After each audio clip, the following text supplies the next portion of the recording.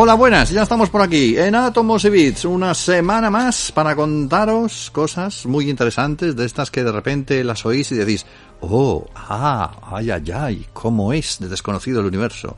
Y no penséis que sois solamente vosotros, porque nosotros también, cuando estamos hablando de esto, cuando descubrimos las historias, cuando luego las comentamos, cuando luego decimos, hay que ver lo que es el mundo, hay que ver. Y como no nos basta con el mundo normal y real que tenemos a mano, pues también tenemos la posibilidad de la realidad aumentada y la realidad virtual con Lenovo, claro. Tienen ahí en su página web un apartadito para la realidad virtual, tienen los desafíos Jedi de los Star Wars, una experiencia de realidad aumentada compatible con aplicaciones. Siempre quisiste ser un Jedi, o un Jedi, o un Jedi, o como le quieras llamar.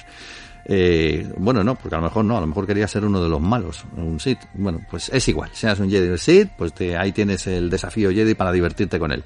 Luego también tienes el Mirage Solo y el Mirage Camera para disfrutar de una experiencia de realidad virtual inmersiva, o el Lenovo Explorer, esos auriculares inmersivos para Windows, Mixed Reality, los tienes, bueno, entre otras cositas más, como el Lenovo Fab 2 Pro, por ejemplo, los tienes allí en lenovo.com, tecnología de leyenda, esa página web en la que están todos los elementos de nuestro compañero de camino, de nuestro compañero de viaje de Átomos y Bits durante estos últimos tiempos. Y bueno, no hemos dicho nada, pero la realización técnica hoy corre a cargo de Marina Ruiz. Enseguida saludamos a José Manuel Nieves a ver lo que nos cuenta hoy, y aquí en el micrófono saludos de Pedro Paloma y...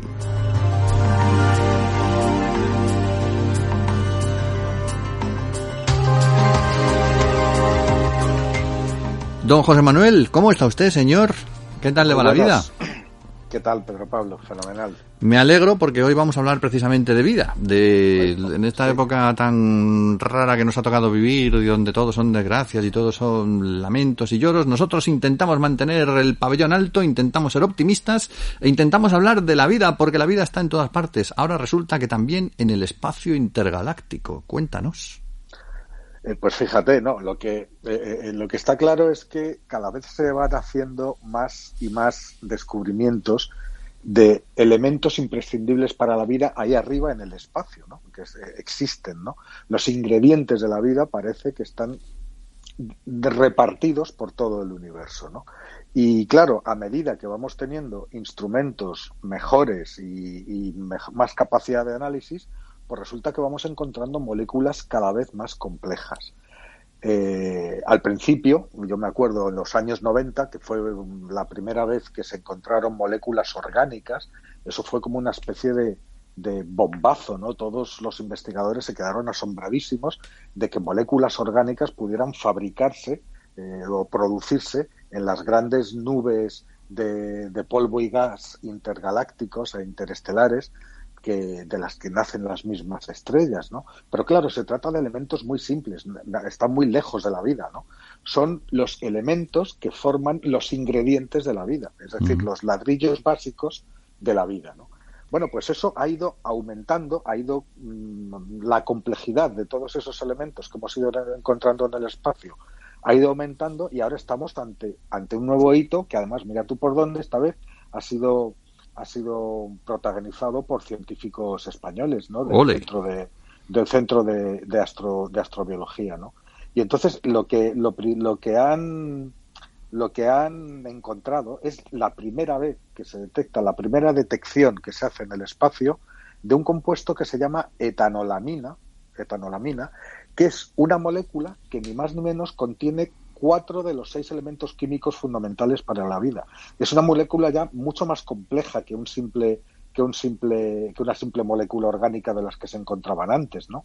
Pero no solo eso, sino que además esta molécula puede actuar como precursora de un hito fundamental para la vida, que es el de la membrana celular. Es decir, gracias a esta molécula se puede formar la membrana de las células, esa membrana que rodea todas las células y que resulta fundamental para aislar todo el material genético y crear unas condiciones estables dentro de la célula, rodeadas por esta membrana protectora que lo guarda todo como dentro de un saco, lo protege del medio ambiente exterior y sobre todo permite la organización interna de la célula. Bueno, pues eso es lo que han encontrado este equipo de de investigadores. Sí, ¿Y dónde lo han encontrado? ¿En qué parte lo han visto? Pues lo han encontrado en una nube molecular que está cerca, una nube de estas que tienen nombres raros, G más 0.693-0.027. Hola. O sea, pues podrían haberla llamado Pepe, pero no, la han llamado así. Bueno, son nombres de catálogo, ¿no? Sí. Son nombres de catálogo y esto sirve para, más que para identificarlo por una palabra que sea más o menos familiar, sino para identificar exactamente el objeto. Hay millones y millones y millones de objetos. Tú te vas al catálogo, lo buscas por estas siglas y te aparece inmediatamente, ¿no? Es por comodidad de organización. Pues bueno, esto está cerca del centro de la galaxia, es decir, a unos cuantos miles de años luz de distancia, y la han encontrado utilizando un radiotelescopio que está el de Pico Veleta, que está en Granada, que tiene 30 metros de diámetro, y otro que está en Guadalajara, que está en el observatorio de Lleves, que también es un bicho de 40 metros, ¿no? O sea que no está nada mal. Claro, ¿qué supone descubrir esto, no? Bueno, pues supone que en la síntesis estelar, es decir, cuando surgen las nuevas estrellas en el interior de estas nubes, al mismo tiempo en esas nubes se crean las condiciones también para la vida.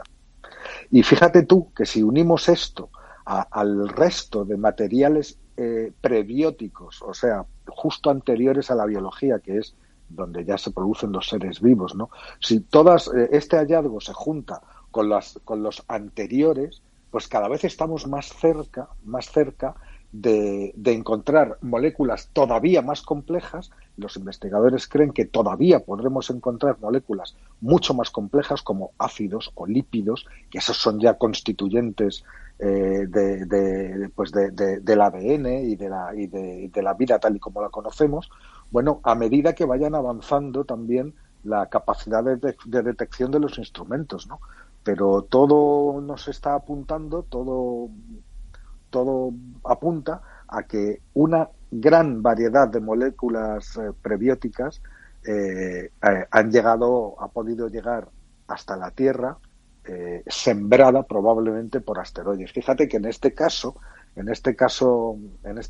concreto de la etanolamina que estamos hablando, los investigadores creen que en esa nube se pudo generar una cantidad gigantesca de este compuesto que después quedó impregnado en meteoritos y asteroides que después cayeron a la Tierra, y una cantidad, o sea, la cantidad que pudo llegar a la Tierra primitiva pudo ser alrededor de 1.000 billones con B de litros de etanolamina. Podrían haber sido transferidos a la Tierra por medio del impacto de meteoritos, ¿vale?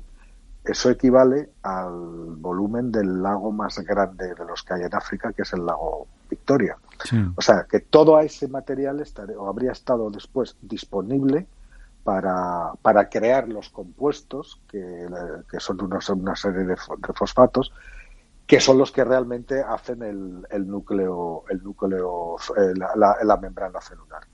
O sea, un hallazgo realmente importante e importantísimo, y que tiene toda la pinta de que vamos a continuar por ese camino, ¿no? Da un poco la impresión de que no fuéramos capaces de encontrar la vida como tal, sino que tuviéramos que ir pasito a pasito construyéndola, ¿no? A lo largo de no, pero fíjate que cómo cambia la forma de pensar. Sí. Fíjate cómo cambia la historia de pensar que la vida se originó aquí en la Tierra, que es el único sitio donde la hemos encontrado, evidentemente, como consecuencia de una serie prácticamente irrepetible de casualidades y condiciones que se dieron una única vez y que vete a saber cuándo se repiten y dónde. Qué distinto es pensar eso a que los elementos básicos que hicieron posible esa vida están diseminados por todas partes en el espacio. O sea que sería la vida, podría ser una condición inicial del universo. Es decir, los elementos que hacen posible la vida podrían ser una cosa, tienen pinta de que son una cosa absolutamente generalizada. Con lo cual, las combinaciones de esos elementos nosotros somos fruto de una de esas combinaciones, pero puede haber otro tipo de combinaciones, porque igual que están los compuestos que han dado origen a la vida en la Tierra, puede haber otros compuestos químicos similares, pero no iguales, que hayan dado origen a vida en otros lugares, o incluso los mismos, ¿no? ¿Por qué no? ¿Por qué no? Bueno, Pero hablando... el horizonte se amplía muchísimo. Sí. Hablando de vida en otros lugares, hablemos de vida en un lugar más cercano a nosotros, es nada más y nada menos que el planeta Venus. Hemos hablado ya en otras ocasiones sobre la posibilidad de que hubiera allí vida con la famosa fosfina. Sí. Parece que hay un estudio reciente que va por el mismo camino. Todavía no podemos confirmarlo, pero bueno, todo apunta. Bueno, apunta bastante seriamente. Tú fíjate, esta es una historia típica en muchísimas cosas de ciencia, ¿no? Que es 2 pasitos para adelante y un pasito para atrás, ¿no? Y luego vienen otra vez 2 pasitos para adelante y un pasito para atrás, con lo cual el saldo siempre es positivo, si te das cuenta, y eso es lo que nos permite seguir avanzando, ¿no? Pero mira, esta es una historia que empezó, a muchos les sonará lo de la vida en Venus, que empezó el año pasado, concretamente el 14 de septiembre, cuando se publicó un artículo en Nature en el que se sugería la posibilidad de vida en Venus. ¿Por qué? Porque habían encontrado un elemento, la fosfina, que es propio de la descomposición orgánica, o sea, es muy propio de, o sea, es un fruto de la descomposición orgánica de seres vivientes, ¿vale?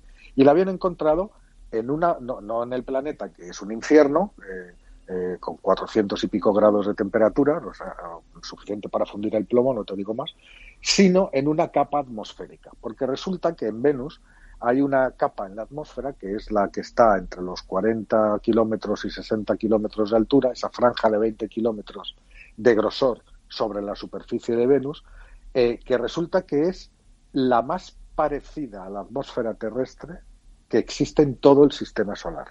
Ahí las temperaturas oscilan entre los 0 y los 50 grados. Y las condiciones de humedad son similares a las que hay en la Tierra. Con lo cual, esa capa atmosférica, desde luego no para que vivan seres humanos, pero sí que puede ser adecuada para que vivan ciertos organismos. Haber encontrado lo que se decía, lo que se dijo en septiembre del año pasado, fosfina en unas proporciones además suficientes, en unas proporciones que no dejaban lugar a dudas, ¿no? No había otra manera de que en esa capa atmosférica se hubiera podido generar esa fosfina, a no ser que fuera la descomposición de criaturitas o microbios que estuvieran viviendo allí, ¿vale? ¿Qué pasa? Inmediatamente después de este estudio, claro, ¿qué pasa cuando un estudio científico sale a la luz? Pues que otro montón de científicos cogen ese estudio, lo desmenuzan, lo despiezan, lo comprueban, lo recomprueban, miran las posibilidades de error y resulta que empezaron a sospechar de que ahí había algo raro, de que lo mismo no habían encontrado fosfina, sino que habían cometido algún error en la interpretación de los datos. A todo esto salen los propios investigadores, vuelven a hacer otro estudio y reconocen que habían sobrevalorado la presencia de fosfina y que en realidad debido a errores en el procesamiento de los datos, ¿no? Es que son procesos muy complicados y puede haber algún error. Entonces resulta que tenían razón, pero no encontraron que no había fosfina en absoluto, sino que la cantidad de fosfina que había era 7 veces menor de la que ellos habían dicho al principio y que daba tantas esperanzas de vida. Con lo cual, el sueño de la vida en Venus, pues como que se desinfló, ¿vale?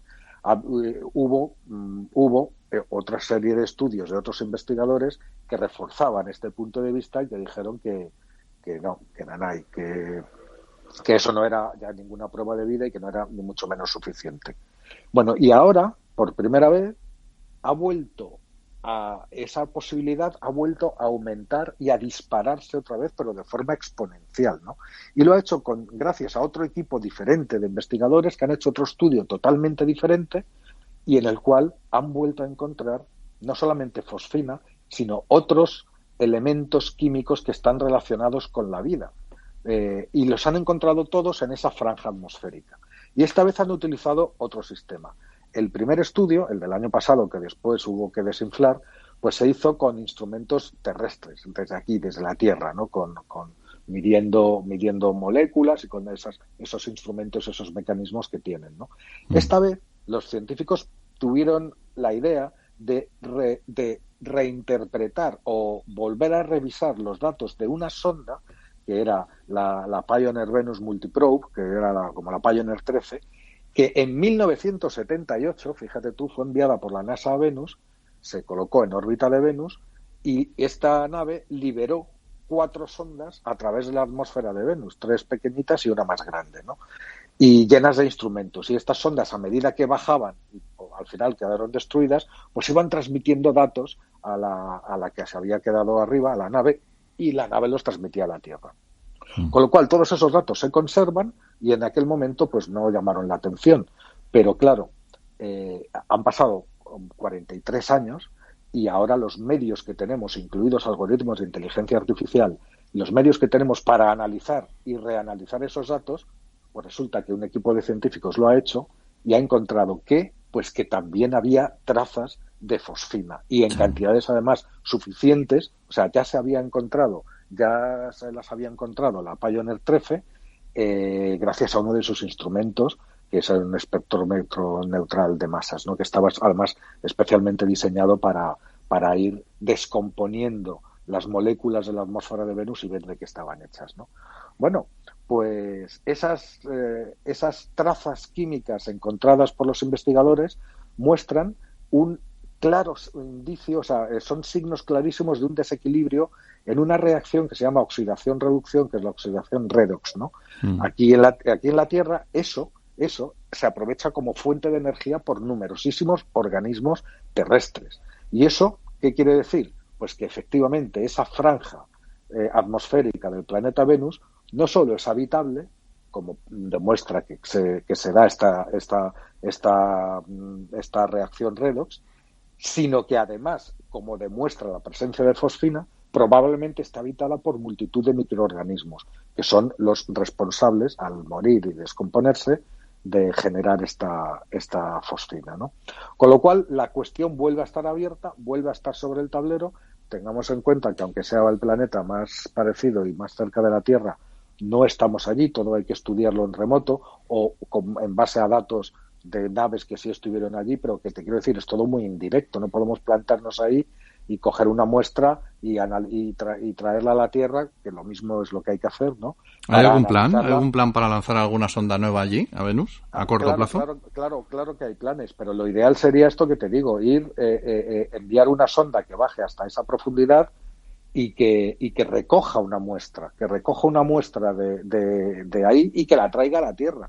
Es decir, una cosa es que los propios instrumentos, muy sofisticados pero limitados comparados con un laboratorio con todas las instalaciones, bueno, pues que no podemos tener los mismos resultados. Así que volvemos a reabrir, digamos, que la vida de Venus resucita con este estudio, pero todavía está sujeta a comprobaciones, ¿no? Lo que sí sabemos es que al principio de la existencia del sistema solar, hace miles de millones de años, pues que era Venus y no la Tierra el mundo que disfrutaba de un clima templado, que tenía cielos azules, que tenía agua corriendo en forma de mares y ríos por toda la superficie, y que esas condiciones habitables, además, pudieron mantenerse durante un larguísimo periodo de tiempo. Un estudio reciente nos dice que Venus pudo tener esas condiciones maravillosas durante 3.000 millones de años.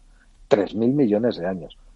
Hoy las cosas son muy distintas. Desde luego, el brillo, la intensidad del brillo del Sol ha cambiado, las temperaturas idóneas para la vida están ahora un poquito más lejos del Sol, como es el caso de la Tierra, y somos nosotros los que disfrutamos de todas esas ventajas. Y Venus se ha convertido en un auténtico infierno. O sea, la definición del infierno es Venus, ¿no? Con temperaturas que tienen más de 400 grados, una atmósfera absolutamente venenosa que está hecha de dióxido de carbono y de nitrógeno y donde no podría vivir nada, ¿no? Pero aquel antiguo esplendor que tuvo, algo puede haber sobrevivido, y si ha sobrevivido, un candidato magnífico es esta franja de 20 kilómetros de grosor en la atmósfera que tanto se parece a la atmósfera de la Tierra, ¿no?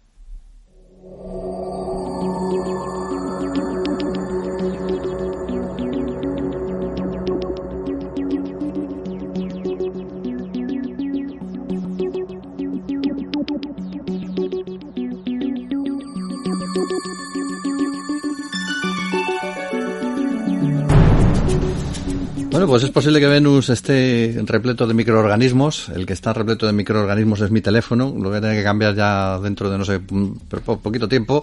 Y mirando, pues mira, nos hemos encontrado aquí una posibilidad porque acaba de salir uno de un precio bastante asequible que tiene bastantes cosas, ¿no? El Poco. Aunque se llame Poco, creo que tiene mucho que ofrecer, ¿no? Sí, la verdad es que sí. Poco es una submarca que se dedica más que nada a teléfonos de gama de entrada y gama media, ¿no? Pero claro, lo hace además incluyendo unas especificaciones realmente impresionantes, ¿no? Mira, han sacado este del que vamos a hablar hoy, que es un teléfono de gama de entrada, ¿eh? O sea, cuesta menos de 200 euros. Y por menos de 200 euros han sacado un teléfono que se llama M3, Poco M3 Pro 5G, que como su nombre indica ya es 5G, a pesar de eso. Y es Pro. Y es Pro.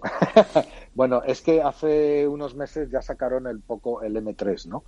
Que estaba muy bien y todo esto, y el Pro es la manera de diferenciarlo. Ahora han sacado este modelo Pro que está como muchísimo más vitaminado, ¿no? Tiene muchas más cosas, es más potente y tiene muchas más cosas, ¿no? Y lo curioso es que a pesar de las muchas más cosas que tiene, el precio apenas se ha aumentado 20 euros o 25 euros, ¿no?